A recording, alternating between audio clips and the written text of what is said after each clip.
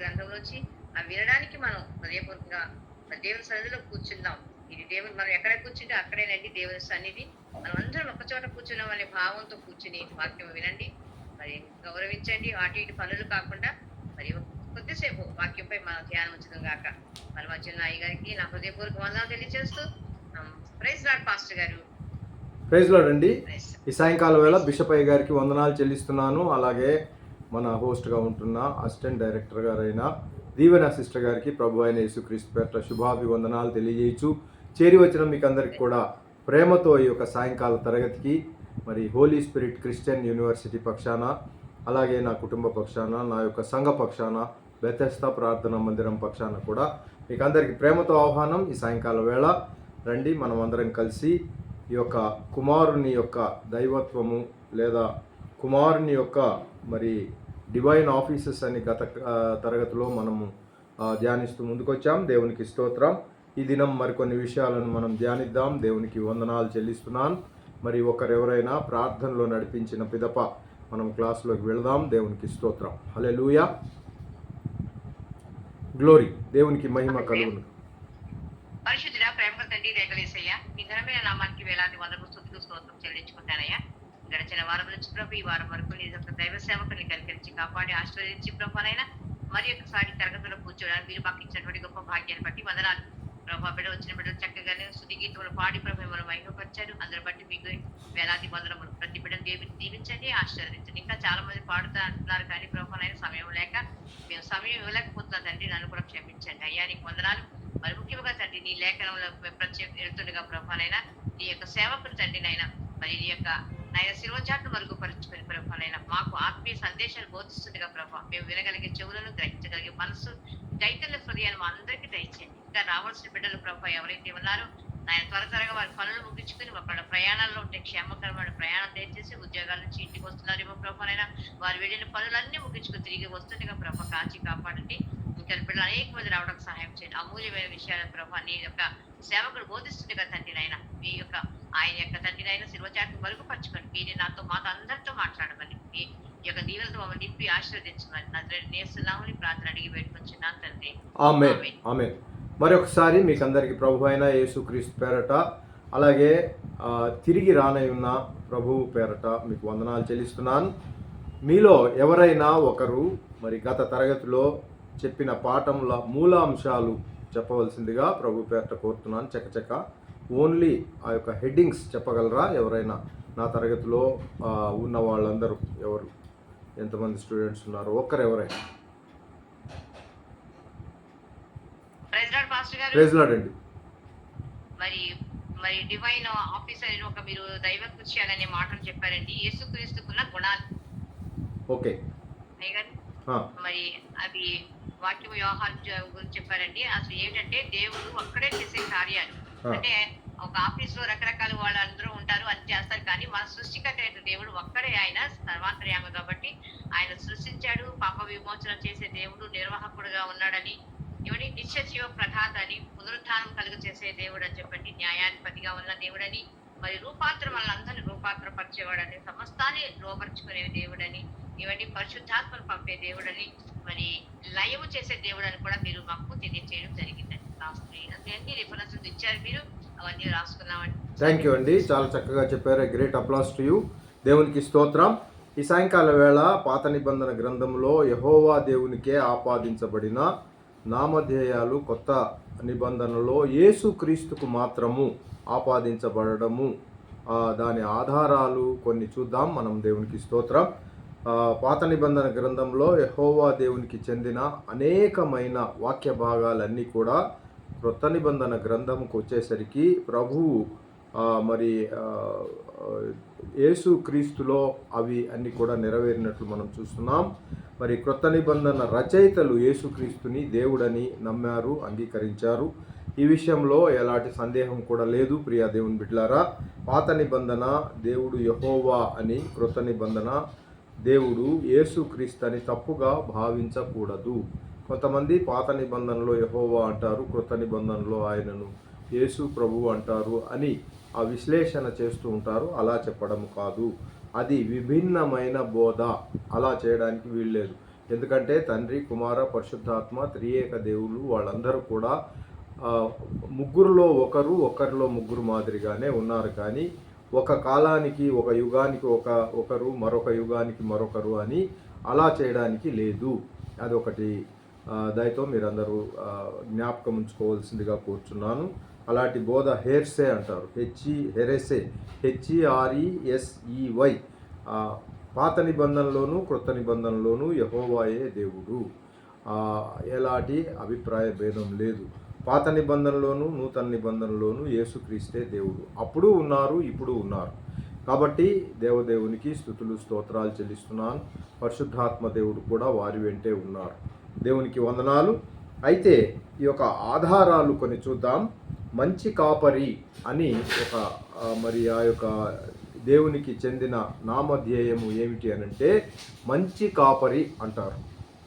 మంచి కాపరి, మనమందరం కూడా కాపర్ల విద్యను అభ్యసిస్తున్నాం కాబట్టి మనం కూడా మంచి కాపరి మాదిరిగా యేసును పోలి నడుచుకుంటూ ముందుకు వెళ్ళాలి. అదే ఆయన కోరుకుంటూ ఉన్నారు. కాబట్టి హెచ్కేలు 34వ అధ్యాయము 11, 12 వచనాలు, అలాగే యోహాను సువార్త 10వ అధ్యాయము 14వ వచనము, లూకాసు వార్త 19వ అధ్యాయము 10వ వచనము, ఇవన్నీ కూడా పాత నిబంధనలో తప్పిపోయిన ఇశ్రాయేలీయులనే గొర్రెలను వెదకి రక్షించే యెహోవాయే యేసుక్రీస్తు అని మనం గుర్తెరగాలి. మళ్ళీ చెప్తున్నాను, రెఫరెన్స్లు అయితే రాసుకోండి. యెహెజ్కేలు 34వ అధ్యాయము 11, 12 2 వచనాలు కూడా, అలాగే యోహాను సువార్త 10వ అధ్యాయము 14వ వచనము, అలాగే లూకాసు వార్త 19 అధ్యాయము 10వ వచనము.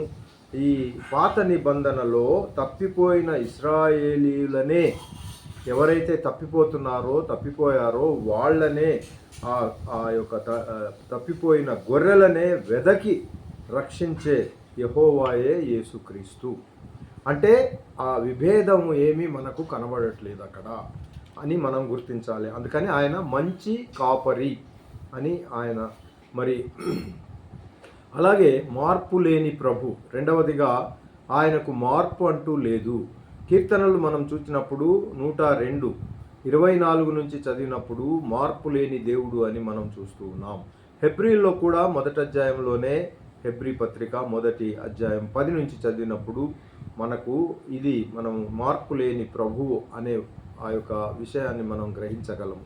దేవునికి మార్పు లేని లక్షణాన్ని జ్ఞాపకం చేసుకుంటూ రచింపబడిన కీర్తనలు ఇవి. దేవునికి స్తోత్రం. కీర్తన 102 అది దేవునికి మార్పు అనేది లేదు అని అది జ్ఞాపకం చేస్తూ కీర్తనకారుడు వ్రాస్తూ ఉన్నాడు. యేసుక్రీస్తు మార్పు లేని లక్షణాన్ని సూచించుటకు అది వ్రాయబడింది. కాబట్టి మార్పు అనేది లేదు. యేసుక్రీస్తు నిన్న నేడు నిరంతరము ఏకరీతిగా ఉన్నాడు, యుగ యుగములకును ఒకటే రీతిగా ఉండునని లేఖనము ఘోషిస్తూ ఉన్నది.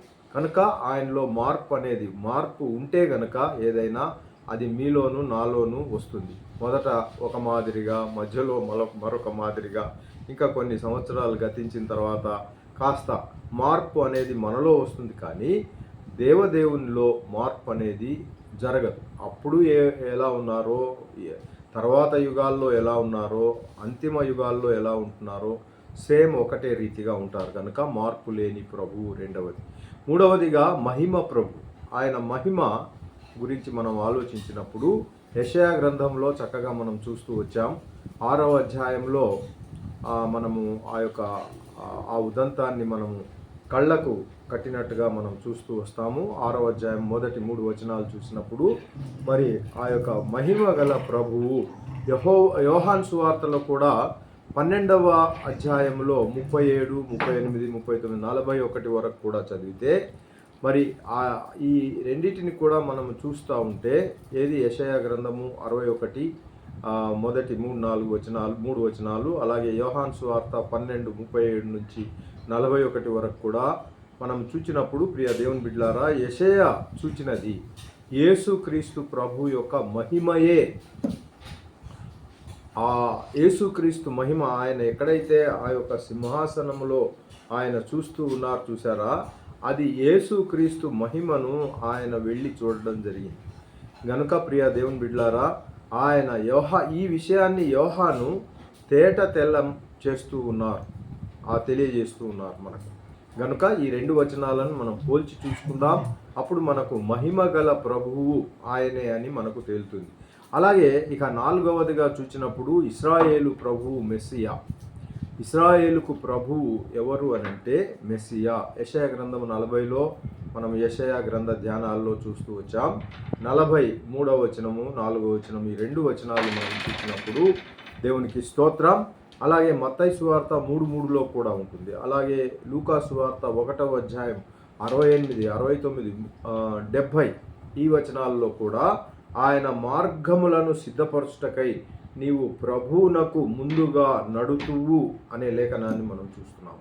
మార్గాలను సిద్ధపరచుటకు ప్రభువుకు ముందుగా నడిచే ఆ బాప్తిసం ఇచ్చి యోహాను అరణ్యంలోని కేక వంటి వాడు. ఒక కేక వేస్తే ఆ సౌండ్ వస్తుంది చూసారా, అలాంటి కేకను మాత్రమే అంటున్నారు. కాబట్టి ఒక సౌండ్ అని అంటారు. యెహోవాకు ముందు ఆయన రాయబారిగా వెళ్ళారు. యెహోవాకు ముందు రాయబారి. యెషయా ప్రవచనం చూడండి, యేసుక్రీస్తు విషయమై నెరవేరినట్లు మనం గమనించగలము. ఏది? 40వ అధ్యాయము 3-4 వచనాలు. యెషయా గ్రంథము 40వ అధ్యాయం 3-4 వచనాలు. ఈ వచనాలన్నీ కూడా యేసుక్రీస్తులో నెరవేరుతున్నాయని మనం గ్రహిస్తున్నాం. దేవునికి స్తోత్రం, హల్లెలూయా. 4 విషయాలను మనం చూస్తూ వస్తున్నాం. ఇక 5వదిగా ఇశ్రాయేలును తొట్టిల్ల చేయకుండా కాపాడేవాడు, లేదా ఇశ్రాయేలుకు ఒక బండగా ఉండేవాడు అని కూడా చెప్పవచ్చు. యెషయా గ్రంథము 8వ అధ్యాయంలో మనం చూచాము. 13, 14 వచనాలు మనం గమనించినప్పుడు, అలాగే 1 పేతురులో కూడా ఈ విషయాలను మనం చూస్తూ ఉన్నాం. ఇశ్రాయేలును కొరకు తొట్టిల్లకుండా చేయుటకు 1 పేతురు 2వ అధ్యాయము 7, 8 ఈ వచనాలు. అలాగే ప్రియ దేవుని బిడ్డలారా, రోమా 9:33లో కూడా యెహోవాను బట్టి ఇశ్రాయేలు అభ్యంతరపడి తొట్రు పడుతుందని యెషయా ప్రవచనము యేసుక్రీస్తులో నెరవేరినట్లుగా మనం చూస్తూ ఉన్నాం. ఈ విషయాలను మనం గమనిస్తున్నాం. ప్రియ దేవుని బిడ్డలారా, పాత నిబంధనలో యేసుక్రీస్తు గురించి రచింపబడినదే ఆయన జన్మించి ఆయన దాన్ని సార్థకం అయింది. అలాగే అంతరింద్రియాలను ఎరిగిన దేవుడు అని మనం చూస్తాం. 6వదిగా మన అంతరింద్రియాలను ఎరిగిన దేవుడు యెషయా. మరి అలాగే దేవునికి స్తోత్రం, ఇర్మియాలో మనం ఈ విషయాన్ని చూసాం. ఇర్మియా 11:20లో, అలాగే 17:10లో కూడా. ఇర్మియా గ్రంథము 11:20, అలాగే ఇర్మియా గ్రంథం 17:10లో. ప్రకటనలో కూడా 2వ అధ్యాయము 23లో అంతరింద్రియములను ఆయన ఎరుగుతాడు, దేవుడు ఎరుగుతాడు. పాత నిబంధన గ్రంథంలో యెహోవా ఇశ్రాయేలు అంతరింద్రియాన్ని ఆయన పరీక్షించి దానిని తగిన ప్రతిఫలాన్ని దయచేస్తే అదే పని యెహోవా ఏమి చేశాడో సేమ్ అదే పని యేసుక్రీస్తు సంఘాల విషయంలో కృత నిబంధనలో చేస్తూ ఉన్నాడు. దేవునికి స్తోత్రం, హల్లెలూయా, హల్లెలూయా. సంఘం పట్ల ఆయనకున్న ప్రణాళిక అదే. కాబట్టి ఇర్మియాలో 11:20లో, అలాగే 17:10లో అంతరింద్రియాలను ఎరుగు దేవుడని ఎలా చెప్పబడిందో, ప్రకటన గ్రంథంలో కూడా 3:23లో మరి అంతరింద్రియాలను ఎరిగే దేవుడు అని మనం చూస్తున్నాం. కాబట్టి ఇశ్రాయేలు అంతరింద్రియాలను అప్పుడు కూడా ఎరిగిన దేవుడు, ఇదిగో ఇప్పుడు సంఘాలలో ఆయన ఎరుగుతూ ఉన్న దేవుడు. దేవునికి స్తోత్రం. 7వదిగా ఇశ్రాయేలు మహిమ, ఇశ్రాయేలు వెలుగు అని కూడా చెప్పవచ్చు. జకర్యా గ్రంథము 2వ అధ్యాయము 5వ వచనంలోను, అలాగే యెషయా గ్రంథము 60:19లోను. ప్రియ దేవుని బిడ్డలారా, లూకా సువార్త 2:32, జకర్యా 2వ అధ్యాయము 5వ వచనము, యెషయా 60వ అధ్యాయము మరి 19వ వచనము, లూకా సువార్త 2వ అధ్యాయం 32. సిమెయోను శిశువుగా ఉన్న యేసును ఎత్తుకొని స్తుతిస్తూ యేసును మహిమగాను వెలుగుగాను అభివర్ణిస్తున్నట్లు మనకు ఈ లేఖనాలు తెలియజేస్తున్నాయి. కాబట్టి ఆయనే మహిమ లేదా ఆయనే వెలుగుగా మనకు అక్కడ కనిపిస్తున్నారు. కొత్త నిబంధనలో కూడా ఇశ్రాయేలు శోధించిన ప్రభు, ఇశ్రాయేలు శోధించిన ప్రభు 8గా మనం చూస్తున్నాం. సంఖ్యాకాండంలో మనం చూసినట్లయితే 21వ అధ్యాయంలో ఈ విషయాన్ని మనం గమనించగలం. 6వ వచనము, 7వ వచనము, అలాగే నూతన నిబంధనలో 1 కొరింథీయులకు 10వ అధ్యాయము 9వ వచనంలో కూడా అరణ్యములో ఇశ్రాయేలీలు యెహోవా దేవుణ్ణి శోధించి శ్రమపడ్డారు, శ్రమల పాలయ్యారు, శోధించారు, శ్రమల పాలయ్యారు. మరి అలాగే అయితే పౌలు ఈ సంఘటనను యేసుక్రీస్తుకి అన్వయింపచేస్తూ ఉన్నట్లు మనము 1 కొరింథీయులకు 10వ అధ్యాయము 9వ వచనంలో మనం చూస్తాం. కాబట్టి యెహోవా దేవుణ్ణి వాళ్ళు ఏం చేశారంటే శోధించి వాళ్ళు శ్రమల పాలైపోయారు. మనం ఎప్పుడు కూడా ఇచ్చిన దాన్ని స్వీకరించాలి, ప్రేమతో సంతోషంగా మన జీవితాలను గడపాలి. కాస్త మనకు అయ్యో ఇది లేదే అది లేదే అని మనసులో నొచ్చుకోవడం కానీ, బయటికి కూడా భార్యాభర్తల మధ్యలో కానివ్వండి, బంధువుల మధ్యలో కానివ్వండి, అయ్యో మనకు లెఫ్ట్ సైడ్ ఉన్నవాళ్ళు బాగానే ఉన్నారు, రైట్ ఉన్నవాళ్ళు వెనక ముందు ఉన్నవాళ్ళు మనకే ఇలా జరుగుతుంది ఏంటి అనేది ఆ భావన రాకుండా చూసుకోవాలి. ఎందుకంటే మనకు ఎప్పుడు ఏ సమయంలో ఏది కావాలి అనేది మన తండ్రికి తెలుసు. మనం ఆయన చెప్పబడిన మాటలను చేస్తూ ముందుకు సాగాలంతే. ఒక క్రైస్తవ విశ్వాసి జీవితం అంతే, అంతకంటే మించింది ఏమీ లేదండి. ఎవరి అధికారుల మీద మరి విశేషంగా సనగడానికి లేదు. అయ్యో ఇది ఇలా ఉంటే బాగుండేది అని ప్రభు ఇచ్చింది సరిపోలేదే అనుకోవడానికి లేదు. ఆయన ఎంత ఇస్తే అంతలో మరి దేవునికి స్తోత్రం. అనేక భక్తుల చరిత్రలు, వారు బ్రతికిన బ్రతుకులను మనం చూస్తూ వస్తున్నాం. గనుక వారు ఎప్పుడు కూడా సనగడం గొనగడం చేయలేదు, అయ్యో ఇది సరిపోలేదు అనలేదు. నక్కలకు బొరియలు, మరి ఆకాశ పక్షులకు గూళ్ళు ఉన్నాయి, మనుష్య కుమారుడు తలవాల్చుటకైనా ఆయనకు స్థలం లేదని తన్ను తాను చెప్పుకున్నారు. చూసారా, అంతకంటే గొప్పగా మనల్ని ఆయనకు లేకపోయినా కుమారులు చక్కగా ఉండాలి, ఒక పర్మనెంట్ స్ట్రక్చర్ కింద బ్రతకాలి అని ప్రతి ఒక్కరికి ఒక పర్మనెంట్ స్ట్రక్చర్ ఆయన ఇస్తూ ఉన్నారు, భూమిపైన కూడా. అయితే పరలోకంలో కూడా మన విశ్వాసం యొక్క ఆ యొక్క పరిమాణాన్ని బట్టి ఆయన మనకు గదులను కూడా నిర్మిస్తూ ఉన్నారు. దేవునికి స్తోత్రం. కనుక ఆ విశ్వాసములో దృఢంగా ఉందాం. అప్పుడప్పుడు మన జీవితాల్లో పరీక్షించబడుతూ మరి ఆ విశ్వాసం సరిగ్గా ఉందా, సన్నగిలిందా, విశ్వాసంలో ఉంటాడా నా కుమార్తె కుమారుడు, లేదా వైదొలిగిపోతాడా అని కాస్త మరి జాప్యం జరిగినప్పుడు మనం గునుక్కొని అది శోధన కిందికి వస్తుంది. ఇశ్రాయేల్ ఎలా శోధించారో, అయ్యో నేను ఐగుప్తులో ఉంటే మాంసం తినేవాడిని కదా అనుకున్నారు. అది పొరపాటు. మన దేవుడు మాంసంతో తృప్తిపరిచే దేవుడు. ఎంతమంది నమ్ముతున్నారు? దేవునికి స్తోత్రం, హల్లెలూయా. పస్తులు పెట్టేసి కానీ ఏదో పచ్చళ్లతో గడిపేయమని మన దేవుడు కోరుకోడు. దేవునికి స్తోత్రం, హల్లెలూయా. గనుక ప్రియ దేవుని బిడ్డలారా, మంచి ఆహారాన్ని భుజింపజేసే దేవుడు, మంచి ఆరోగ్యాన్ని ఇచ్చే దేవుడు, మంచి మరి ఆ చదువుల్లో ఉన్నత శిక్షను అభ్యసింపజేసే దేవుడు, అధికారాల్లో ఉన్నతమైన అధికారాన్ని ఇచ్చే దేవుడు. మీరు చూడండి, దేవుణ్ణి మరి సంపూర్తిగా ఆయన పైన ఆనుకున్న వాళ్ళను సంపూర్తిగా ఆయన పైకి తీసుకొస్తూ ఉంటారు. మీరు గమనించండి, కొన్ని మనం రాసుకొని చూస్తే మనకు తెలుస్తుంది ఎవరికి ఏం మేలు చేశాడని. ఏది ఏమైనా మన దేవుడు మరి ఆయన పిలిచిన దేవుడు నమ్మకస్తుడు గనక మన ఎడల నమ్మకంగానే మనం కూడా ఆయన ఎడల ఉన్నదాంట్లో నమ్మకంగా ఉండాలి. దేవునికి స్తోత్రం, హల్లెలూయా. శోధింపకూడదు. కాబట్టి శోధించి ఇశ్రాయేలీయులు శ్రమపడ్డారు. అయితే పౌలు గారు మనం 1 కొరింథీయులకు రాసిన పత్రిక 10వ అధ్యాయము 9లో చూచినట్లు ఈ సంఘటనను యేసుక్రీస్తుకు అన్వయింపజేసినట్లు మనం చూస్తూ ఉన్నాం. ఇక 9వదిగా మనం చూస్తే ఆయనే మొదటివాడు, ఆయనే కడపటివాడు. ఆల్ఫా నేనే, ఒమేగా నేనే. ఆల్ఫా అంటే ఆల్ఫా, ఒమేగా అనేది గ్రీక్ పదాల్లో మరి ఆల్ఫా అనేది మొదటి అక్షరము, ఒమేగా లాస్ట్. కాబట్టి దేవునికి స్తోత్రం. యెషయా 44:6లో చూసినప్పుడు యెహోవా తనను గూర్చి మొదటివాడను కడపటివాడను అని చెప్పుకొంచున్నారు. ఆయనే మొదటివాడు, ఆయనే కడపటివాడు. ప్రకటన గ్రంథంలో కూడా మనం ఈ విషయాన్ని గమనిస్తాం ప్రియ దేవుని బిడ్డలారా. 1వ అధ్యాయంలోనే 18వ వచనము ప్రకటనలో అది మనం చూస్తాము. యేసు ప్రభు తనకు తానే ఈ మాటలను ఆపాదించుకున్నట్లు.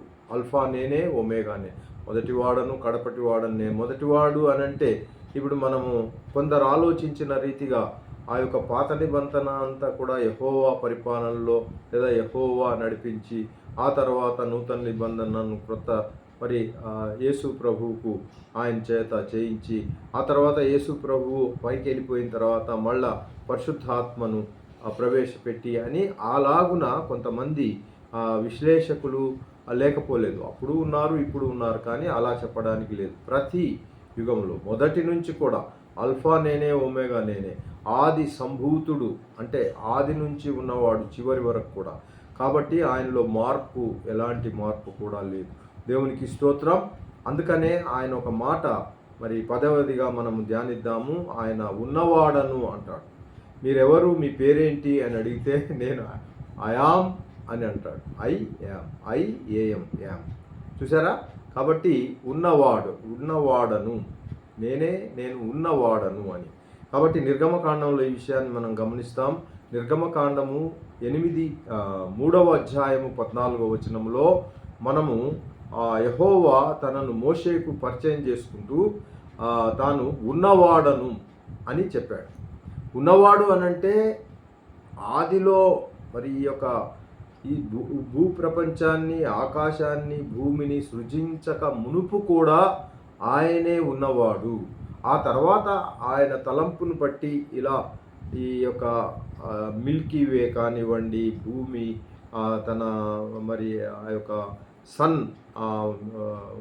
మరి సూర్యుని చుట్టూ ఆ యొక్క గ్రహాలు, ఇవన్నీ కూడా నవగ్రహాలు అంటారు కదా. ఈ గ్రహాలు ఇలా ఉండాలి అని ఆ యొక్క మరి యోబు గారు చెప్పిన మాదిరి ఆకాశంలో భూమిని విరలాడదీసనని లేఖన భాగం మనకు యోబు గారు చెబుతూ ఉంటారు. కాబట్టి ప్రియ దేవుని బిడ్డలారా, అదే ఆయన దానికి ముందే ఆయన ఈజ్ ఎగ్జిస్టింగ్, ఆయన ఉన్నారు కనుక నేను ఉన్నవాడను అని ఆయన చెబుతూ వస్తున్నారు. నిర్గమకాండము 3వ అధ్యాయము 14లో.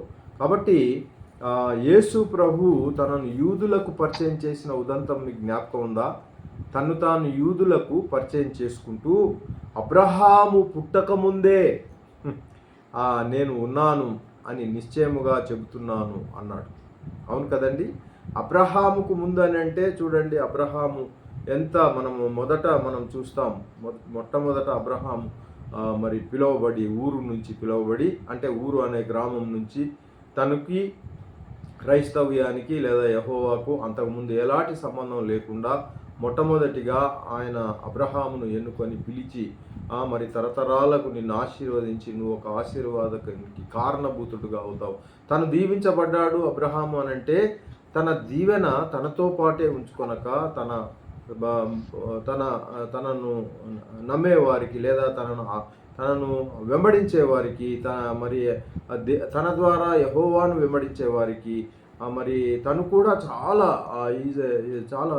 అబ్రహాము అనంటే అబ్రహాముగా చేయడం ఎందుకు అనంటే ఆయన ఆస్తిపాస్తులను అవన్నీ కూడా భూప్రపంచంలో చాలా గొప్పవిగా మరి అప్పట్లో వెలవేస్తే అవన్నీ కూడా అంతగా అంటే దేవునిలో బ్రతికాడు. అంత విశ్వాసము ఎంత మేరకు ఉందో అంత మేరకు ఆయన అభివృద్ధి చేశాడు కనుక ఆ అభివృద్ధి అంతా కూడా ఆ యొక్క దీవెనంతా కూడా తనకు తాను దాచుకోలేదు, కానీ తన సంతతి వారందరికీ కూడా, తన అనుచరులందరికీ కూడా, తన క్రింద పనిచేసే వారందరికీ కూడా, అలాగే అందరినీ కూడా మరి అంతేకాకుండా అక్కడితో కాకుండా ఆ తరం వారికి, మన తరం వారికి, రాబో తరం వారికి ఆయన తండ్రిగా నిలిచారు.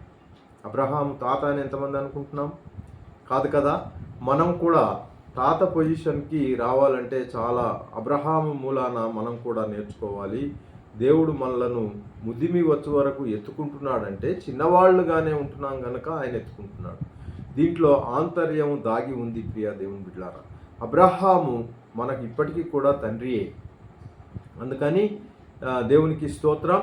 అబ్రహామును దీవించి ఆయన ద్వారా మరి ఇతరులను కూడా దీవిస్తూ ఉన్నట్లు మనం చూస్తూ ఉన్నాం. దీవెన అనేది అలా ఫ్లో అవుతూ ఉంటుంది. ఆ దీవెన ఫ్లో అవుతూ ఇదిగో మన తరంలోనికి కూడా ఆ దీవెనలు వచ్చాయి. కాబట్టి ఆ తర్వాత తరంలోనికి కూడా ఆ దీవెనలు వెళుతూ ఉంటాయి. దేవునికి స్తోత్రం. మనలో హెచ్చుగా ఎవరినైనా అభివృద్ధి కారణభూతునిగా దేవుడు చేస్తే ఆ దీవెనలు ఇతరులకు ఇతరులకు ఇతరులకు ఇతరులకు అవన్నీ అవి అవి అవి వారి దాకా వెళ్తూ ఉంటాయి. దేవునికి స్తోత్రం.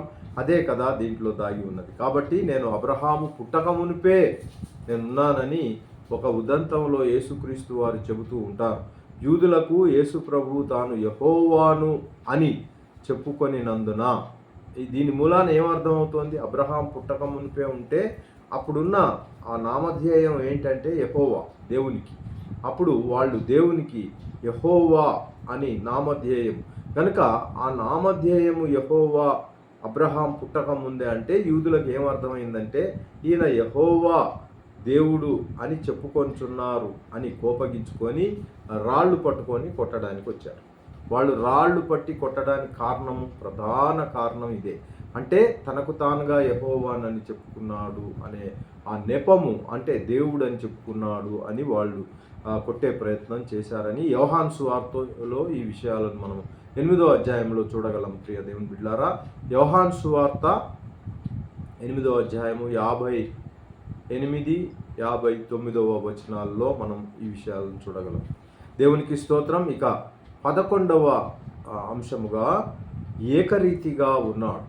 ఇందాక చెప్పుకున్నాను చూసారా, ఆయన ఎప్పుడు కూడా ఒకటే రీతిగా ఉండును అని లేఖనము ఘోషిస్తూ ఉంది. కీర్తనలో కూడా ఇందాక మనం చదువుకున్న కీర్తన 102లో మనము 26, 27 ఈ 2 వచనాలు చూసినప్పుడు కీర్తనలు 26, కీర్తనలు 102, 26, 27లో యెహోవాను గూర్చి సంబోధించబడిన మాటలు, యెహోవాను గురించి ఆ మాటలు మనం అక్కడ చూస్తాం.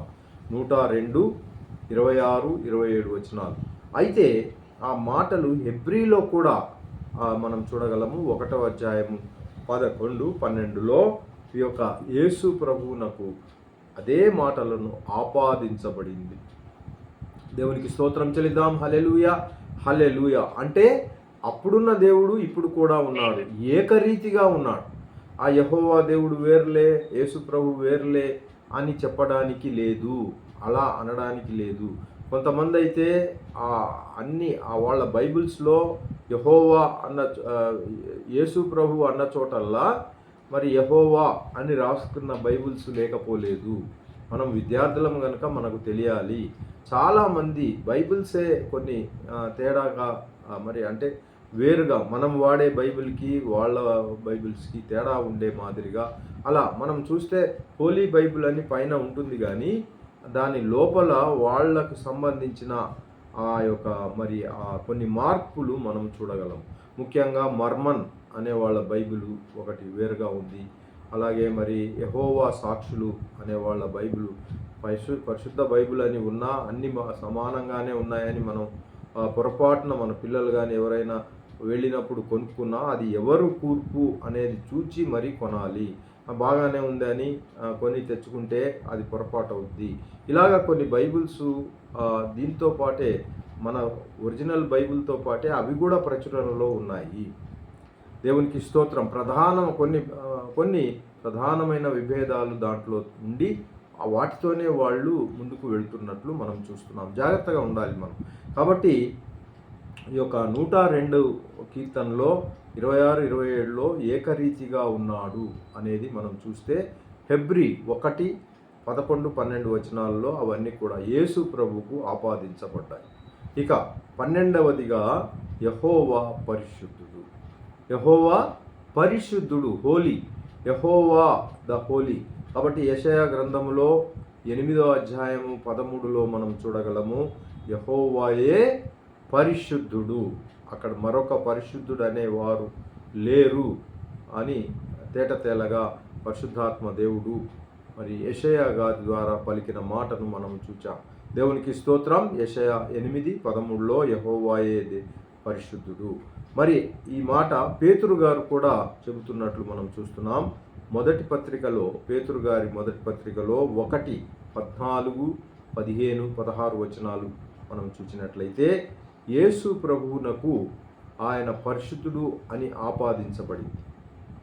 యేసు ప్రభువు తాను పరిశుద్ధుడు అని పేతురు గారు తన మొదటి పత్రికలో మరి 1వ అధ్యాయము 14, 15, 16 వచనాల్లో పరిశుద్ధాత్మతో నిండుకొన్న వాడై ఆ విషయాలను రాసినట్లు మనం చూస్తూ ఉన్నాం. ఇక 13వదిగా యెహోవాను గూర్చిన వర్ణన. 13వదిగా యెహోవాను గూర్చిన వర్ణన అంటే యెహెజ్కేలు గ్రంథము 43:2లోను, అలాగే దానియేలు 10:6లోను మరి యెహోవాను గూర్చిన వర్ణన ఉంటుంది మనకి.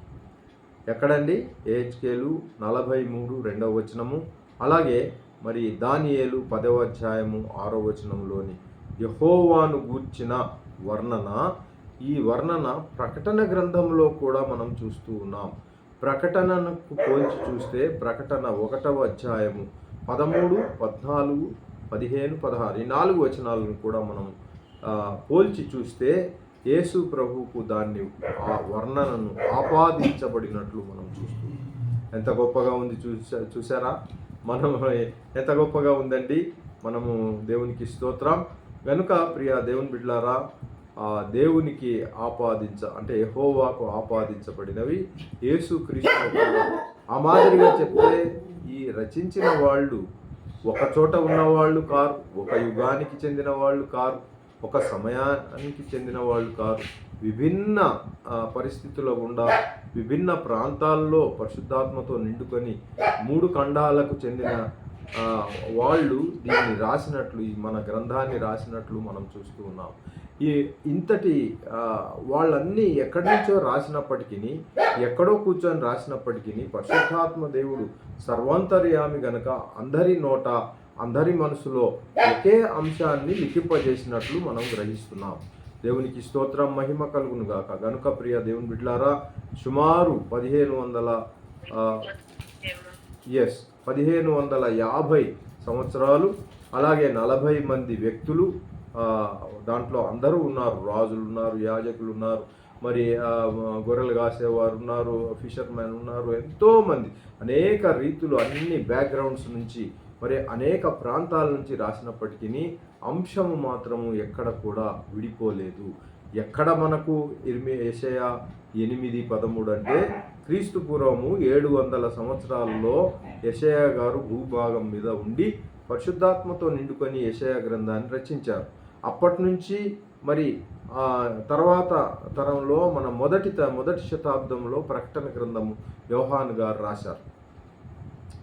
అప్పటి వరకు అంటే 800 years కూడా అక్కడ చెప్పబడిందే ఇక్కడ కూడా మనం చూస్తున్నాం. అక్కడ ఏదైతే దేవునికి వర్ణన ఉందో అదే వర్ణన ఇక్కడ కూడా మనం దేవునికి స్తోత్రం యెహోవాను గూర్చిన వర్ణన. అలాగే యెహెజ్కేలు 43:2లో ఏదైతే మనం చూస్తున్నామో దానియేలు 10వ అధ్యాయము 6లోని యెహోవాను గూర్చిన వర్ణన అక్కడ ప్రకటన గ్రంథంలో మరి యోహాను గారు పద్మాసు ద్వీపంలో కూర్చున్నప్పటికీ అక్కడికి పరిశుద్ధాత్మ దేవుడు వెళ్ళి, మరి పౌలు గారు జైల్లో ఉన్నప్పుడు అక్కడికి కూడా పరిశుద్ధాత్మ దేవుడు వెళ్ళి అక్కడ ఆయన రాయడం. మనం ఏ స్థితిలో ఉన్నామనేది కాదు ప్రియ సంగమ, మన స్థితిగతులను బట్టి కాదు, కానీ పరిశుద్ధాత్మ దేవుడు మనల్ని వాడుకుంటున్నారా లేదా అనేది. మనం చిన్న గృహంలో ఉన్న గూన పెంకులు అని అంటారు చూసారా, పెంకుటిల్లో ఉన్న మరెక్కడున్నా ఏది లేకున్నా, ఇదిగో ఈయన యోహాన్ గారు ఆయనకి ఏమి ఉన్నా లేకపోయినా అక్కడ ఒక పద్మాసు లంకలో ఉన్నప్పటికీ పరిశుద్ధాత్మ దేవుని సహాయం ద్వారా గొప్ప గ్రంథాన్ని, ప్రకటన గ్రంథాన్ని ఈ తరం వారికి, రాబో తరం చివరి వరకు కూడా జరగబోయే విషయాలను ఆయన తెలియజేశారు. అంటే పరిశుద్ధాత్మ సహాయం లేనిదే ఎవరు చేయలేరు. కాబట్టి ఈ యొక్క ప్రకటన గ్రంథం 1వ అధ్యాయం 13, 14, 15, 16లో యేసు ప్రభువుకు ఆపాదించబడింది. చూసారా ఎంత సమయము గ్యాప్ ఉన్నా ఇతను ఆయనకు తెలియదు, ఆయన ఇతనికి తెలియదు, కానీ ఆయన రాసిందే ఈయన ధృవీకరిస్తున్నారు. దేవునికి స్తోత్రం. కాబట్టి ప్రతి మోకాలు నా నామమున వంగును, మరొక అంశం, ప్రతి మోకాలు నా నామమున వంగును అని.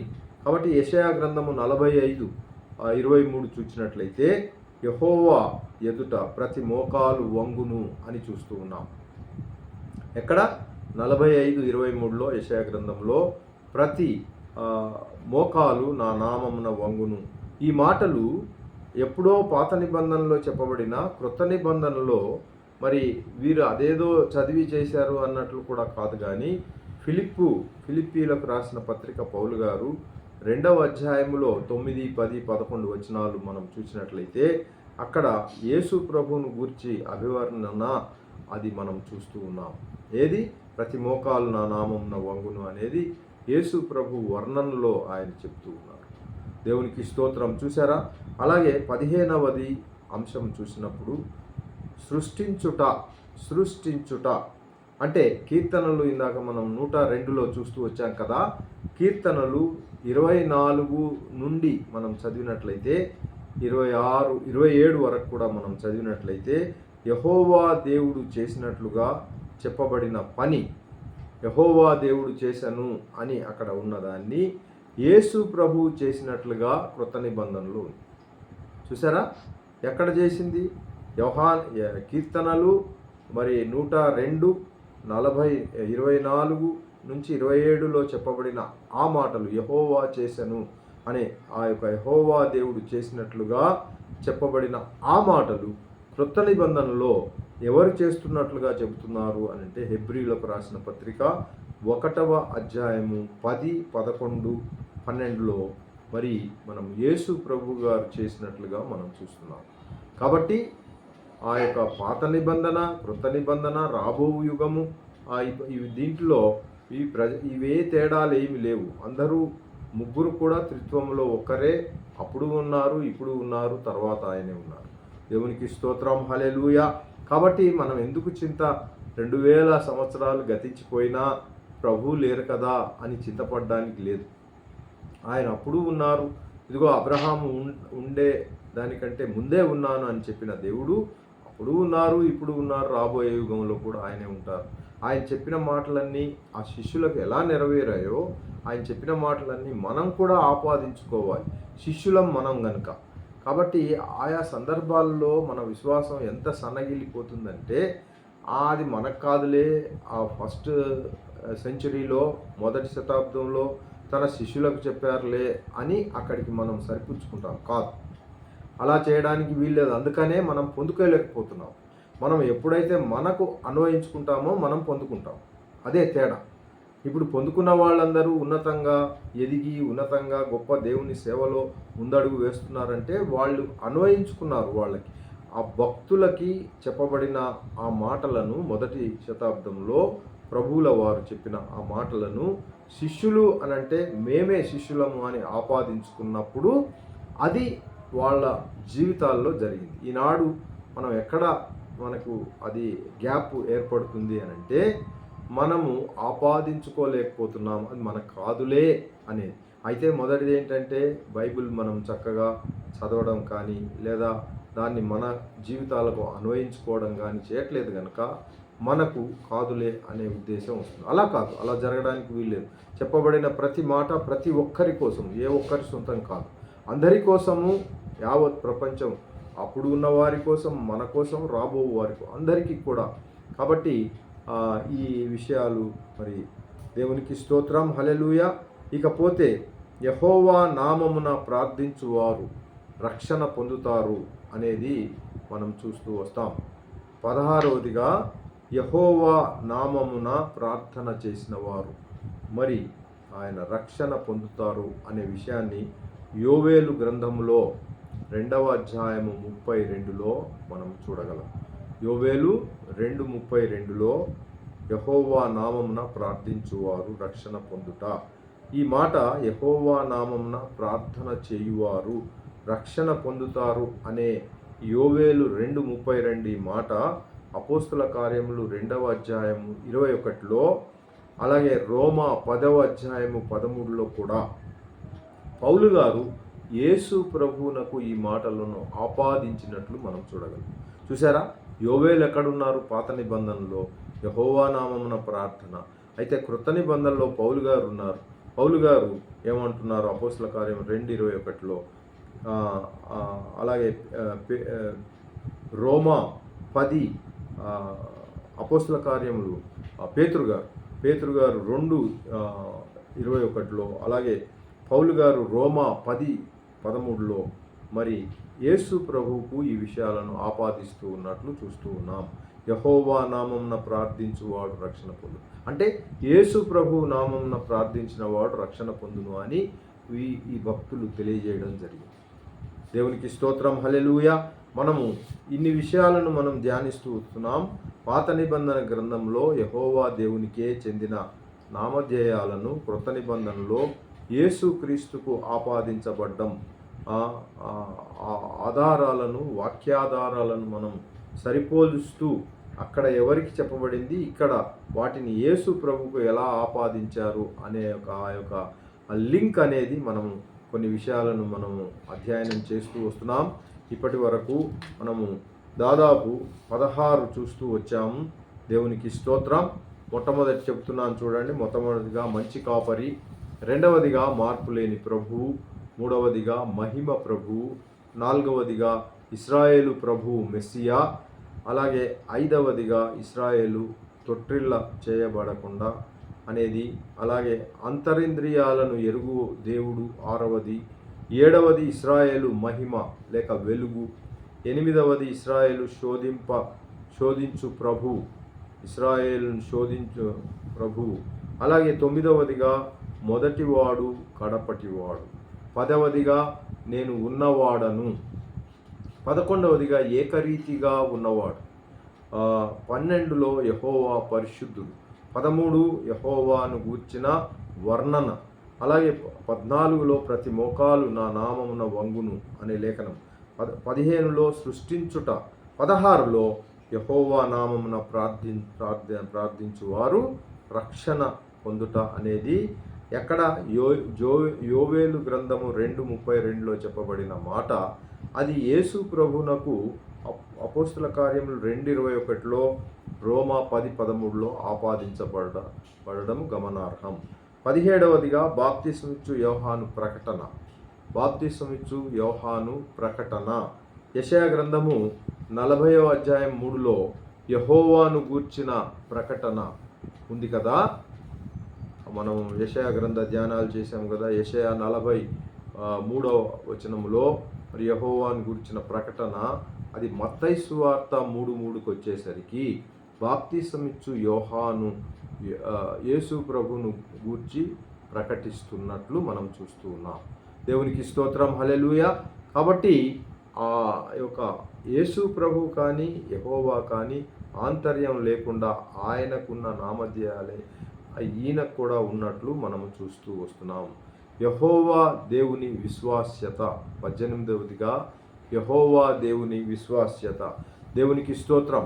యెషయా గ్రంథము 28:16 ప్రతి దానికి యెషయా. అందుకనే పాత నిబంధనలో యెషయాను మనం అనేక మాసాలుగా, నెలలుగా, సంవత్సరం పైనే మనం ధ్యానిస్తూ అందరం కూడా యెషయా గుండా వచ్చాము కనుక యెషయా తెలిసిన తర్వాత మిగతాది మనం నేర్చుకోవాలనే దృక్పథంతో ముందుకెళ్తున్నాం.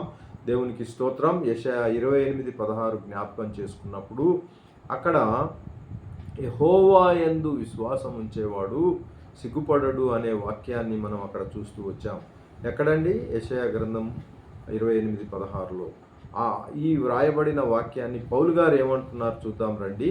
పౌలు గారు అలాగే పేతురు గారు కూడా యేసు ప్రభునకు ఈ యెహోవా యందు విశ్వాసం ఉంచువాడు సిగ్గుపడడు అనే లేఖనాన్ని ఆపాదిస్తున్నట్లు రోమా 9:33లోను, అలాగే 10:11లోను, 1 పేతురు 2వ అధ్యాయము 6వ వచనములో మనం చూస్తాం.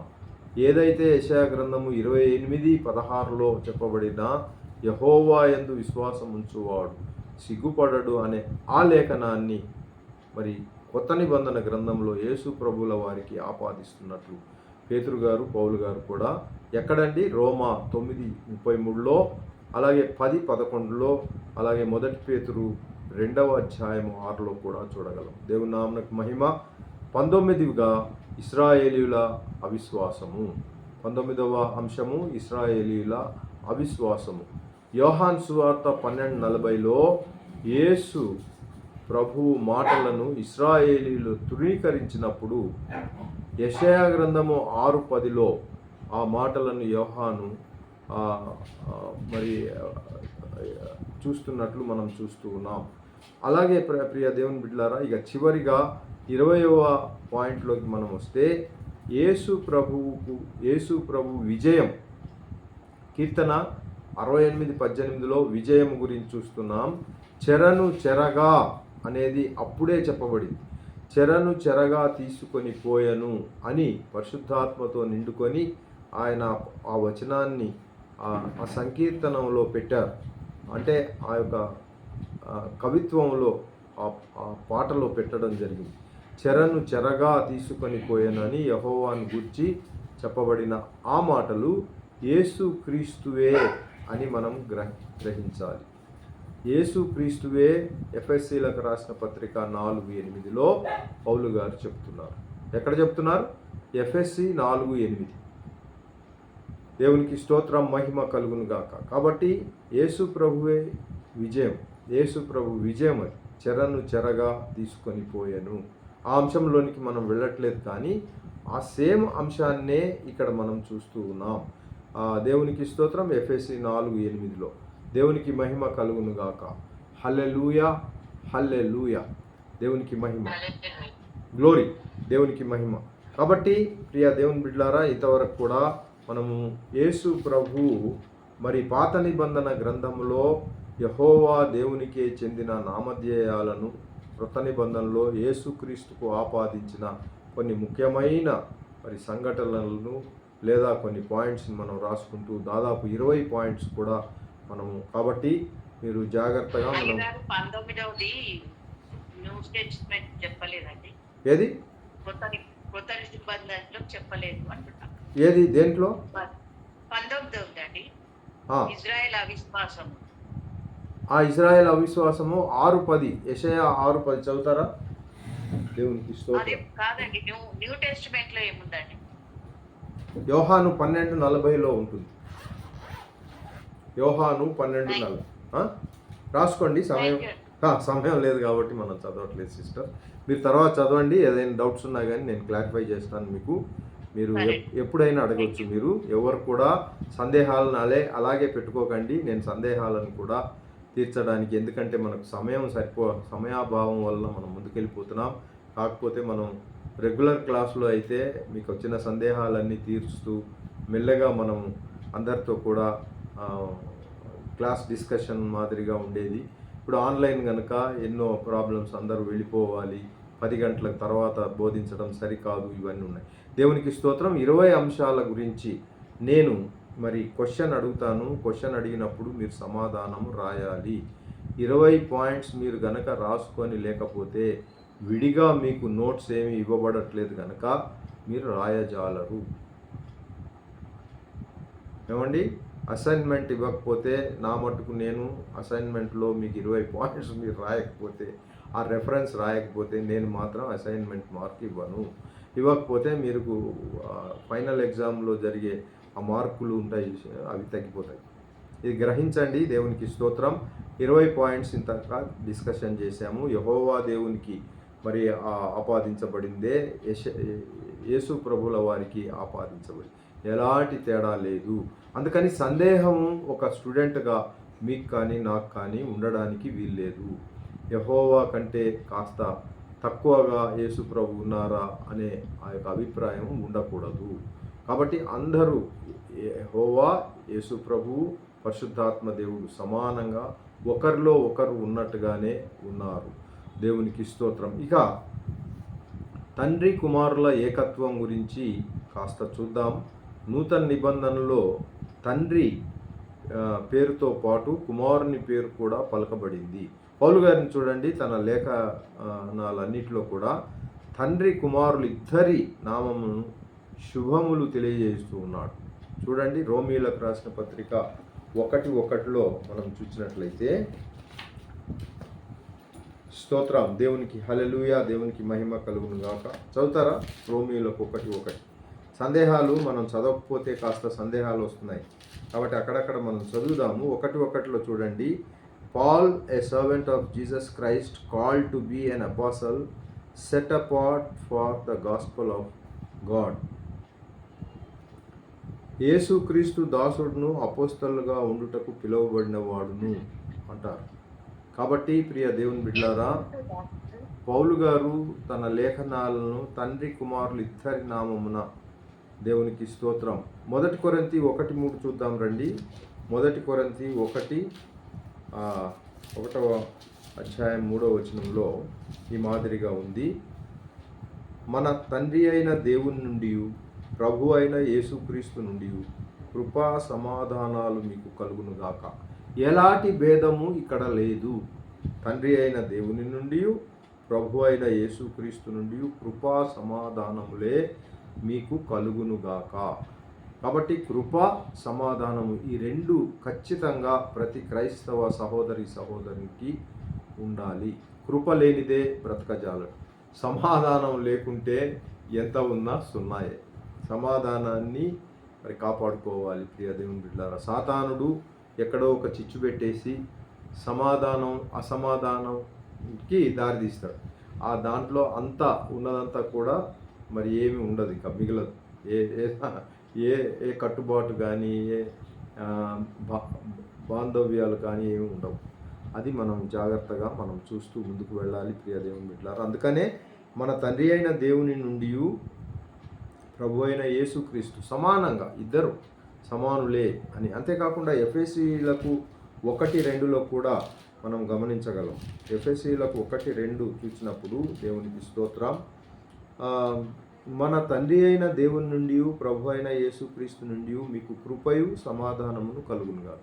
మళ్ళీ పౌలు గారు అదే అంటారు, ఎందుకంటే ప్రగాఢంగా విశ్వసించారు ఆయన. పౌలు గారు మీలాగా నాలాగా కాదు, ఆయన గ్రేటెస్ట్ థియాలజియన్ ఆయన కూడా థియాలజీ చదువుకున్న వ్యక్తుల్లో మొదటి శతాబ్దంలో గమలయేల్ యూనివర్సిటీలో చదివిన పౌలు గారు. ఆయన మరి చూడండి, మన పితరులు, మన తండ్రి గారు కానీ తాతగారు కానీ ఒక 5వ తరగతి చదివి ఉంటే వాళ్ళ ఇంగ్లీష్కి మన ఇంగ్లీష్కి పోల్చి చూసిన వాళ్ళ జ్ఞానానికి మన జ్ఞానానికి చాలా మరి ఆకాశం భూమి అంత తేడా ఉంటుంది. 5 తరగతికి మనం 15 తరగతి చదివినా ఆయనతో సమానం కాలేము. అంతే కదా, చూస్తాం కదా. మరి మొదటి శతాబ్దం, అవును కదండి, మొదటి శతాబ్దంలో యూనివర్సిటీలో చదివిన వ్యక్తికి ఇప్పటి వ్యక్తికి చాలా తేడాలు ఉంటాయి. కనుక ప్రియ దేవుని బిడ్డలారా, ఆయన రాసే మాట అందులో అప్పట్లో పరిశుద్ధాత్మ దేవుడు బహు బలముగా, ఎందుకంటే ఇది రచింపబడాలి, ఇది మన మరి క్యాననైజేషన్ అంటే ధృవీకరణలో ధృవీకరించబడి మరి దీంట్లో చేర్చబడాలి. అప్పటికి అది క్లోజ్ అయిపోవాలి. మరొక గ్రంథం ఏది కూడా దీంట్లో చేర్చబడకూడదని పరిశుద్ధాత్మ యొక్క ప్రగాఢ మరి ఆ క్రియ కనుక దీంట్లో ఏది తీసివేయబడకూడదు, కూర్చబడకూడదు అనేది కూడా ఉంది కనుక ఆయన ఏం రాస్తున్నారు 3లో, మన ప్రభు అయిన యేసుక్రీస్తు యొక్క తండ్రి యగు దేవుడు స్తుతింపబడునుగాక. ఆయన క్రీస్తునందు పరలోక విషయంలో ఆత్మ సంబంధమైన ప్రతి ఆశీర్వాదము మనకు అనుగ్రహించాను. తండ్రిని కుమారుని ఇద్దరిని కూడా కలిపి ఆయన తీసుకెళ్తున్నారు ఎఫెసీలో. కాబట్టి పేతురు గారు కూడా అలాగే చేస్తున్నారు. 2 పేతురు 1:1 చూడండి. మరి ఆయన పౌలు గారినే చూపిస్తారేంటి పాస్టర్ గారు? పేతురు గారి సంగతి ఏంటి? మరి పేతురు ఏమన్నా దీని గురించి ఏమన్నా చెప్పారా అంటే చెప్పారు అనే చెప్పాలి.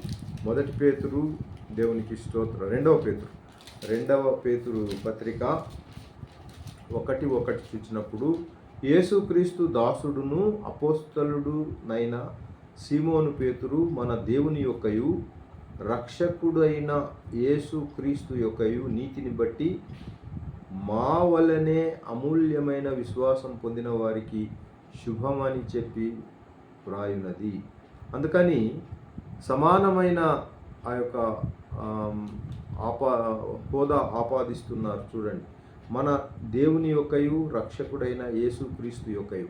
మనం అందరం కూడా చాలా మట్టుకు సంఘాలను నడిపించే వాళ్ళంగా మనం ఉంటున్నాం కదండి. మనకు ఇంకా ఉన్నతమైన శిక్ష అభ్యసించాలనే కుతూహలంతో కొంతమంది మనం పాస్టర్లు అయినప్పటికీ సంఘాలను నడిపించినప్పటికీ ముందుకు వెళ్తున్నాం. అయితే మనం చివరిలో ఆశీర్వచనం ఇచ్చేటప్పుడు తండ్రి యొక్కయు కుమారుని యొక్కయు పరిశుద్ధాత్మ యొక్కయు మరి అని ఆ యొక్క ఆశీర్వచనం పలుకుతాం. చూసారా, అందరూ సమానంగా అక్కడ ఏ తక్కువ భేదం లేకుండా పరమ తండ్రి అయిన దేవుని ప్రేమ, కుమారుడైన యేసుక్రీస్తు కృప, పరిశుద్ధాత్మ దేవుని యొక్క అన్యోన్య సహవాసం, సమాధానం మీకు అందరికీ కలుగును గాక అనే ఆశీస్సులు ఒక తండ్రిగా, సంఘానికి ఒక తండ్రిగా పిల్లలందరికీ ఆశీస్సులు ఇచ్చి ఆ వారానికి సంబంధించిన ఆశీస్సులతో వారిని పంపిస్తాం. ఎక్కడ ముగ్గురు సమానంగా దీవించి పంపిస్తున్నారు. ఈయనలో ఉండి ఈ యొక్క దైవజనుల్లో, దైవదాసుల్లో పరిశుద్ధాత్మ దేవుడు నిండుకొని ఆయన నోటిని వాడుకొని నోటి ద్వారా ప్రజలతో మాట్లాడుతూ ఉన్నారు. ప్రజలకు ఆశీర్వచనాన్ని పలుకుతున్నారు. ఆయనే స్వయాన వచ్చి చెప్పవచ్చు, కానీ ఆయన రావట్లేదు. ఆయన కొంతమందిని దాసులు, అందరూ దాసులు కాలేరు. ఏమండి, అందరూ దైవజనులు కాలేరు, అందరూ సువార్థికులు కాలేదు, అందరూ మరి ప్రవక్తలు కాలేరు, అందరూ అపోస్తలు కాలేరు, అందరూ మరి బోధకులు కాలేరు. కాబట్టి అలాగా దేవుడు అనుగ్రహించిన కృపను బట్టి వాళ్ళు ఆయా స్థలాల్లో ఉండి ప్రజలకు ఆశీస్సులు దేవుడు వాళ్ళ ఆ దైవజనుల పెదవుల గుండా అది వాళ్లకు మరి అందుతుంది.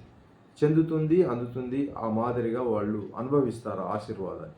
ఎవరైతే ఆదివారం ఆరాధనకు వెళ్ళరో వారికి అట్టి ఆశీర్వాదం ఆ వారంలో దక్కదు.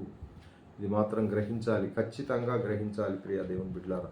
ఇంకా మనం మనం వాక్యాలను చూస్తూ వెళ్ళవచ్చు, కానీ నాకు ఇవ్వబడిన 1 గంటలో సమయం సరిపోకపోవచ్చు. అందుకని కాబట్టి తండ్రి కుమారులు ఏకం, ఒకటే అని చెప్పుకోవటకు ఇవన్నీ నిదర్శనాలు. దేవునికి స్తోత్రం. యూదాలో కూడా మొదటి వచనము యేసు ప్రభు తనను తండ్రిని కొలువుమని మాట్లాడాడు. యోహాను 14:23లో మేము అనగా దేవుడు మరియు యేసు ప్రభువు తన యందు తండ్రి యందును విశ్వాసం ఉంచమని కోరాడు. యోహాను సువార్త 14:1 మీరు తండ్రి యందు విశ్వాసం ఉంచు, నా యందు కూడా విశ్వాసం ఉంచండి. యోహాను 5:23లో తండ్రిని గణపరచు ప్రతివాడు యేసు ప్రభువును గణపరచాలి అనేదే యోహాను 17:3లో. అలాగే దేవుని చూస్తున్నారా ప్రియ దేవుని బిడ్డలారా. కాబట్టి దేవుని ఎరుగుట, క్రీస్తు ఎరుగుట రెండును ఒకటే. దేవుని ఎరగాలి అన్నా, క్రీస్తుని ఎరగాలి అన్నా ఒకటే. దేవుని ఎరగడం నిత్య జీవం, క్రీస్తుని ఎరగడం కూడా నిత్య జీవమే. నిత్య జీవం దేవుని ఎరగడంలో ఉంది, యేసును ఎరగడంలో లేదు. ఆయన మానవుడే కదా, మానవ జీవితం జీవించి వెళ్ళాడని కొంతమంది వివాదం అంటే ఆ యొక్క డిస్కషన్లో చెబుతూ ఉండడం మనం అలా సరికాదు. మనం ఏ డిస్కషన్లో కూడా పార్టిసిపేట్ చేయడానికి మనం చదవట్లేదు. మన విశ్వాసాన్ని పెంపొందించుకొని విశ్వాసంలో స్థిరులుగా నిలబడడానికి, మరి ఆ యొక్క దేవునికి వ్యతిరేకమైన మాటలకు దూరంగా ఉండడానికే తప్ప ఎవరితో వాద వివాదానికి కాదు. దేవునికి స్తోత్రం. ఆ మాదిరిగా అంటే మనం పుల్పిట్ మీద ఈ విషయాలను వాళ్ళకు మనం ఈ యొక్క బోధ వేరు, తర్వాత ప్రసంగాలు కూడా వేరే. ప్రసంగం మనం ప్రిపేర్ అవ్వాలి. ఆ ప్రసంగం ఎన్ని నిమిషాల్లో ప్రిపేర్ అవ్వాలి, ఎలా ప్రిపేర్ అవ్వాలి, ఎన్ని పాయింట్స్ పెట్టుకోవాలి, దాంట్లో మొదట ఏముండాలి, మధ్యలో ఏంటి, చివరి ఏంటి, ప్రసంగ శాస్త్రంలో ఇవన్నీ నేర్చుకుంటాం. దేవునికి స్తోత్రం. హల్లెలూయా. కాబట్టి వాక్యాన్ని డీప్గా, చాలా భావగర్భితంగా లోపలి వరకు కూడా చదివి నేర్చుకోవడం మన కర్తవ్యం. మన యొక్క ఈ యొక్క ఇవ్వబడిన కోర్సులో భాగంగా నేర్చుకోవాలి కనుక నేర్చుకుంటున్నాం. దేవునికి స్తోత్రం. కాబట్టి ఈ దేవుని ఎరిగినా, క్రీస్తుని ఎరిగినా ఇప్పుడు ఏమంటారు, ఒక్కటే. దేవుని ఎరగడం నిత్య జీవం, క్రీస్తుని ఎరగడం కూడా నిత్య జీవమే. నిత్య జీవం దేవుడు మాత్రమే కలిగి ఉండగలడు. వేరే ఎవరికి కూడా నిత్య జీవం ఇచ్చే అధికారము లేదు. దేవుడు మాత్రమే ఇతరులకు దాన్ని దానం చేయగలడు. నిత్య జీవం అనేది కొనుక్కునేది కాదు, డబ్బులు పెట్టి కానీ బంగారం వెచ్చించి కానీ కొనేది కాదు. అది ఎంత ఉన్నా, మనకు ఎన్ని ఆస్తులున్నా, బంగళాలున్నా, కార్లు, మిద్దలు, మేడలు ఉన్నా కానీ మనము డబ్బు పెట్టి కొనలేనివి కొన్ని ఉన్నాయి. అదే నిత్య జీవం. నమ్మిన వారు ఆమెన్ చెప్తారా? ఆమెన్. హల్లెలూయా. దేవునికి స్తోత్రం. దేవుని గొర్రెపిల్లకును కలిపి ఘనత, మహిమ, స్తుతులు ఆపాదించబడుతున్నాయి.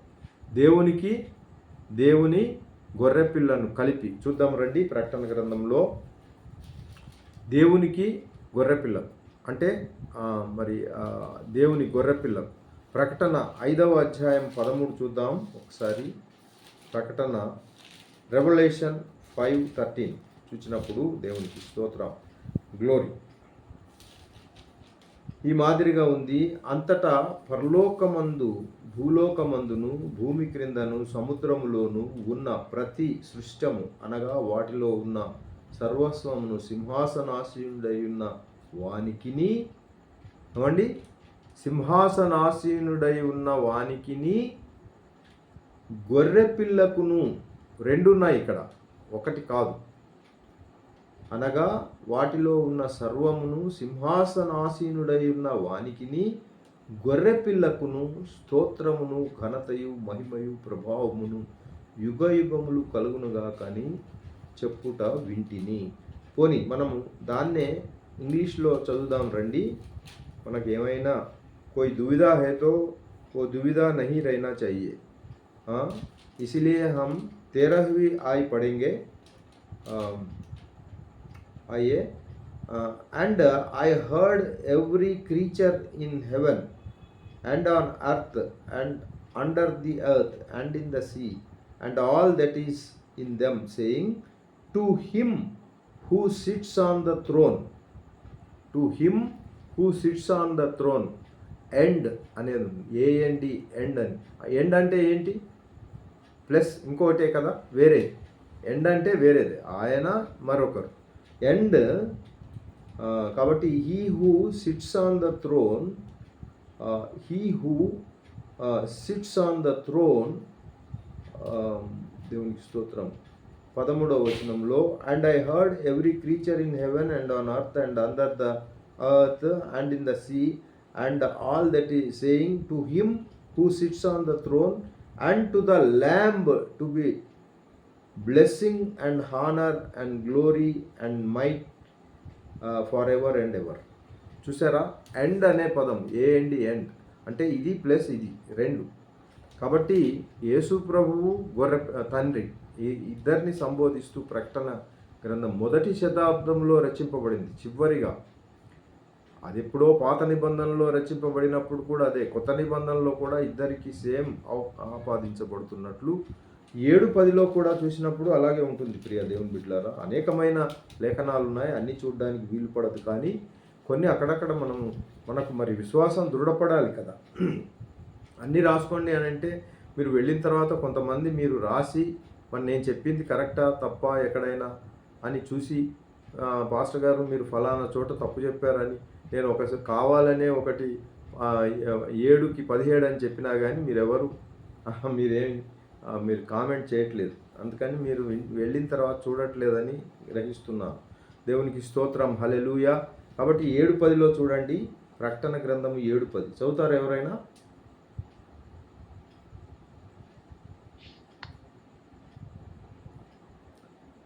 సింహాసనాసీనుడైన మా దేవునికిని గొర్రెపిల్లకును మా రక్షణ కై స్తోత్రమని మహాశబ్దంతో ఎలుగెత్తి చెప్పిరి.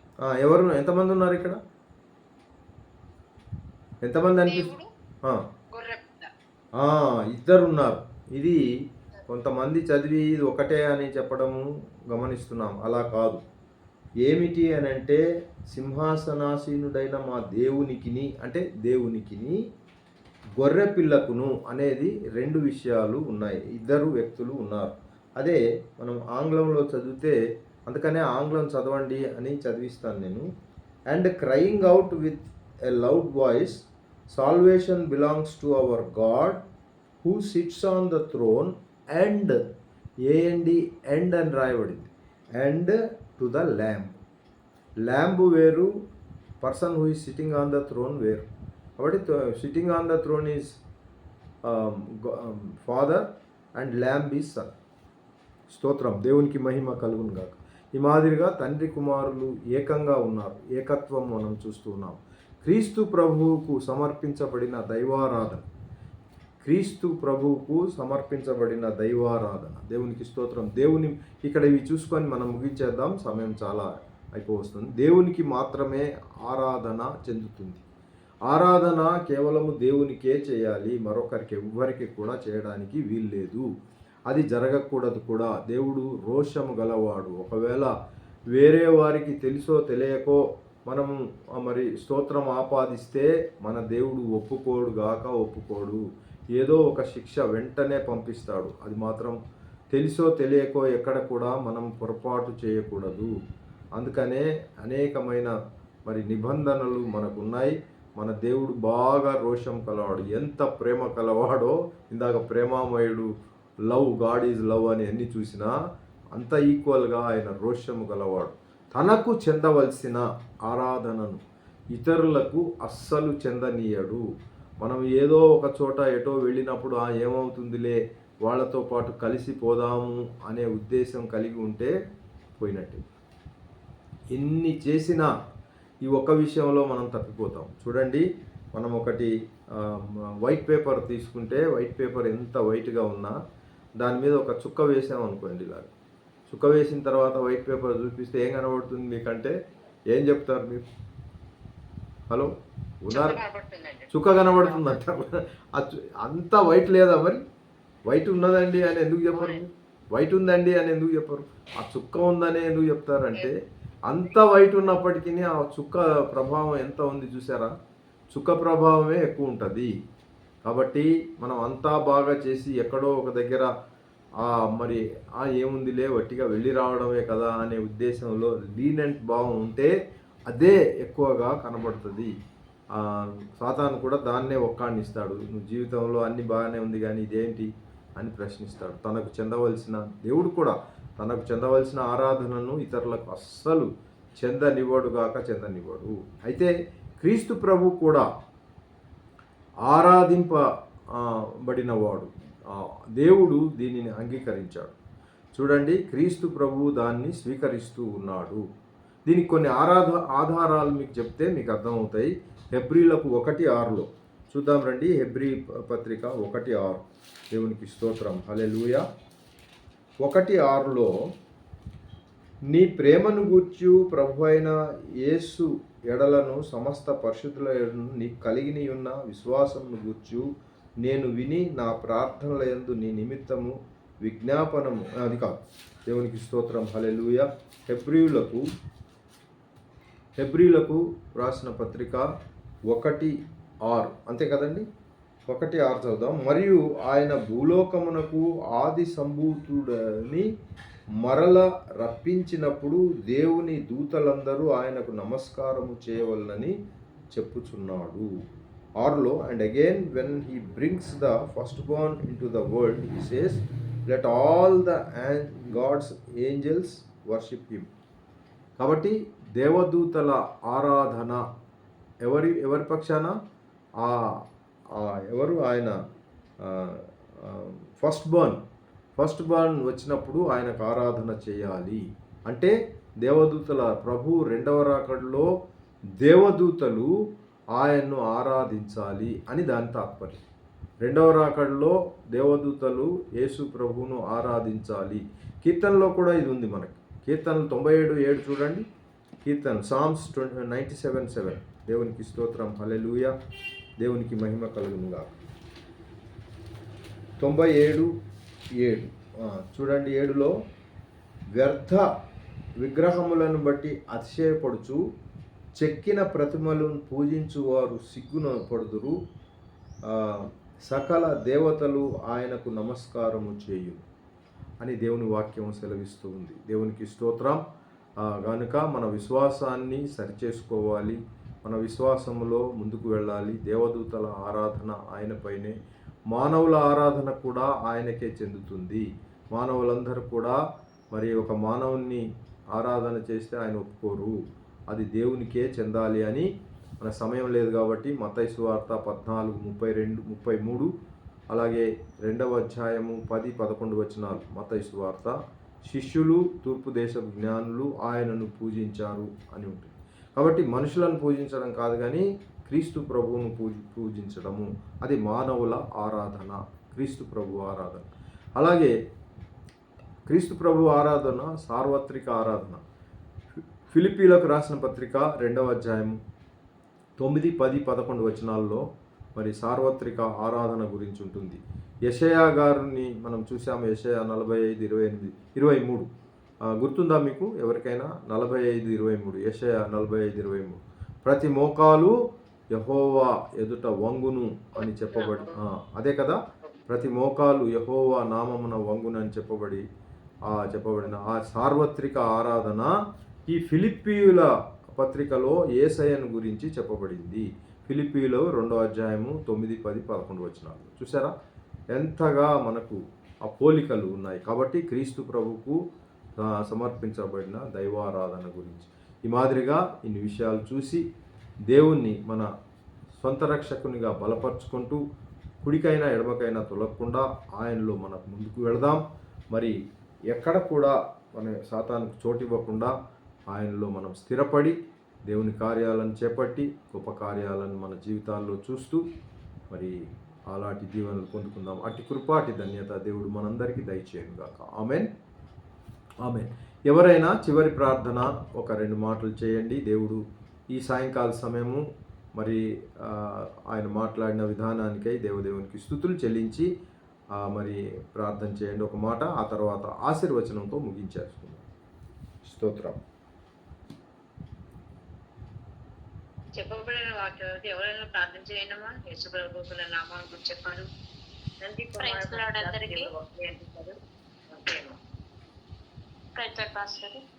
ప్రార్థన. పరిశుద్ధులకు ప్రభావ మీ నామానికి వందనాలు, స్తోత్రాలు నాయన. ఇదిగో సాయంకాలం సమయంలో ప్రభావ ఈ రీతిగా మేము కూడుకోవడానికి ప్రభావ తండ్రి మీరు ఇచ్చిన గొప్ప ఆధిక్యతను బట్టి నీకు వందనాలు, స్తోత్రాలు ప్రభావ. ఇదిగో తండ్రి మీ దాసులను ప్రభావ మీ సెలవు చాటును మరుగుపరుచుకొని మీ నోటికి బోరవలే వాడుకొని ప్రభా మీ ఆత్మ అభిషేక శక్తితో నింపి ప్రభా. ఇదిగో తండ్రి మేము ఏ రీతిగా ప్రభా మేము స్తుతించి ఆరాధించాలో మీరు ఏమై ఉన్నారో ప్రభా, పాత నిబంధన కొత్త నిబంధనలో ప్రభా మీరు ఎట్టి రీతిగా పిలువబడ్డారో ప్రభా, మీరు మా కొరకును ప్రభా తండ్రి తెలియజేసిన ఈ అమూల్యమైన మాటలను ప్రభా మా హృదయమైన పలక మీద మేము రాసుకొని ప్రభా తండ్రి వాటిని మేము అవలంబించుకునేటువంటి గొప్ప భాగ్యం మాకు అనుగ్రహించమని, త్రియేక దేవుడు నీవేనని ప్రభా మరి త్రియేకములో ఒకరై ఉన్నారని ప్రభా మీరు వివరించి ఉన్నారు ప్రభా తండ్రి. ఈ యొక్క భూలోకంలో మీరు తప్ప మీరు ఎవరు దేవుడు లేరని, మీకు తప్ప ఇంకెవరికి మహిమ ఘనత ప్రభావాలు మేము చెల్లించకూడదని ప్రభా తండ్రి మరొకసారి మమ్మల్ని హెచ్చరించినందుకు మీకు వందనాలు తెలియజేసుకుంటాను తండ్రి. ఇదిగో ప్రభ ఇంకనూ ప్రభ అనేకమైనటువంటి ఆత్మాభిషేక శక్తితో మీ దాసులను దీవించి ఆశీర్వదించి వర్ధిల్లింపజేసి తండ్రి నాయన ఇక దాసులను మరొక తెలియని మర్మాన్ని మేము ప్రభు తండ్రి ఆయన ద్వారా ప్రభు నేర్చుకోవడానికి మీరే సహాయం అనుగ్రహించమని చిన్న ప్రాథమిక పాసాన్ని చేర్చుకోమని తండ్రి కుమార పరిశుద్ధాత్మ నామములో ప్రతి దేవుని అడిగి వేడుకొని పొందుకొని నామపరమ తండ్రి. ఆమేన్, ఆమేన్. ఆశీర్వచనం తీసుకుందాం. దేవునికి స్తోత్రం. ఇప్పుడు మన పరమ తండ్రి అయిన దేవుని ప్రేమ, గొర్రెలకు గొప్ప కాపరియు, తిరిగి రానైన ప్రభు అయిన యేసుక్రీస్తు వారి కృప, పరిశుద్ధాత్మ దేవుని యొక్క అన్యోన్య సహవాసము, సమాధానము, ఆశీస్సులు చేరి వచ్చిన మనందరికీ, మన కుటుంబాలకును, మన పరిచర్యలకును, మరి బిషప్ అయ్య గారు తను తలపెట్టిన హెచ్ఎస్సి యూనివర్సిటీకి, సకల పరిశుద్ధులకు, సార్వత్రిక సంఘానికి ఇప్పుడు సదాకాలం నిలిచి ఉండి నడిపించును గాక. ఆమేన్. అందరికి వందనాలండి. Thank you very much. Praise the Lord. Praise the Lord అండి. ప్రైజ్ ద లార్డ్ అండి. Praise the Lord. Praise the Lord. స్తోత్రం. ప్రైజ్ ద లార్డ్ అండి. Praise the Lord. వచ్చే వారం మాత్రం నేను అసైన్మెంట్ ఇస్తాను డెఫినెట్గా. Okay, thank you. Good night. చెప్పండి పద్మిని గారు, చెప్పండి. మెదడు ఆపరేషన్ చేయాలంటున్నారు. మెదడు ఆపరేషన్ అవ్వకుండా టాబ్లెట్లకి తగ్గిపోయేలాగా ప్రార్థన చేయండి. పరిశుద్ధుడా, ప్రేమగల తండ్రి, కృపగల రాజా, మీకు వందనాలు. ఈ సాయంకాల సమయము మీ యొక్క సన్నిధి మమ్మల్ని విడకముందే మీ పాసను పట్టుకొని బతిమలాడుచున్నాం. పద్మిని సిస్టర్ గారికి ప్రభువా ఆపరేషన్ చేయాలని వైద్యులు చెప్పినప్పటికీ యేసు నామంలో అది ఆపరేషన్ లేకుండా మందులతో బాగవునుగాక. హల్లెలూయా. ఉరబాబాబా రీకేన్ షబారబాబా రబాలబాబాబా. హల్లెలూయా. పురందర బరసి తండ్రి మీరు సహాయం చేయండి. పరిశుద్ధుడా మీరు సహాయం చేయండి. గొప్ప దేవా సహాయం చేయండి. సహాయం చేయండి. చేయండి దేవా, మీకు స్తోత్రం. మీకు అసాధ్యమైనది ఏది లేదు. నాకు అసాధ్యమైనది ఏదైనా కలదా అన్నారు ప్రభువా, మీకు స్తోత్రం. యెహోవా కొరకు ఎదురు చూచువారు నూతన బలం పొందుతారని నూతన బలాన్ని పద్మశిష్యులకు అనుగ్రహించి ప్రభువా ఆ యొక్క ఆపరేషన్ తప్పించి మందులతో బాగవుటకు సహాయం చేస్తున్నందుకై మీకే వందనాలు చెల్లించి యేసయ్య నామములో ప్రార్థించి వేడుకొంచున్నాను పరమ తండ్రి. ధైర్యంగా ఉండండి సిస్టర్. మందులతో తగ్గిపోద్ది. దేవునికి స్తోత్రం. ఇంకా ఉన్నారా ఎవరైనా? హల్లెలూయా. Praise Lord. హల్లెలూయా. అంతేనండి. ప్రైజ్ లార్డ్ అండి అందరికి. Praise lord.